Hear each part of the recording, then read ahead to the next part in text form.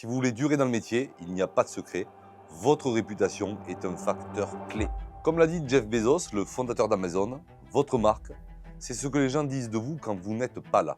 Et c'est vrai, entre deux mandataires qui vendent le même bien au même prix, la vraie différence, c'est vous. Alors, dans ce nouvel épisode de La Cadence, je vous explique en quoi votre personal branding est quelque chose d'ultra important dans votre activité. En premier, c'est l'effet de familiarité. Vous savez, ça a dû vous arriver, vous croisez quelqu'un, vous dites « tel lui, il me dit quelque chose, je crois que je le connais ».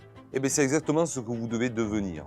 Dans votre secteur, au plus vous allez discuter avec des gens, au plus vous allez être reconnu et votre visage va devenir familier. Vous devez donc être visible, vous devez devenir la référence, le réflexe dans votre secteur pour le business dans l'immobilier. Alors vous devez vous demander comment je fais pour développer ma propre visibilité.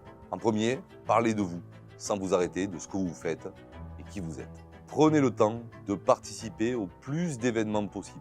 Que ce soit des événements liés au métier ou des événements, on va dire, moins métier, mais qui pourraient être la fête de l'école de vos enfants ou en tout cas une fête de village. Il faut savoir être présent partout où vous le pouvez. Ensuite, n'ayez pas peur. Lancez-vous sur les réseaux sociaux. Mettez un peu de votre personnalité. C'est l'humain qui va faire la différence.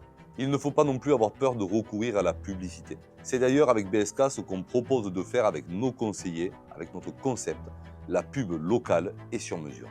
Ensuite, un point très important, c'est la cohérence. Ce que je veux dire par là, c'est qu'il ne faut pas jouer un jeu. Il faut être le même quand on vous voit dans la rue que ce qu'on va vous voir derrière les écrans. C'est-à-dire être authentique, être honnête avec les gens et pouvoir justement retranscrire votre propre personnalité sur votre business.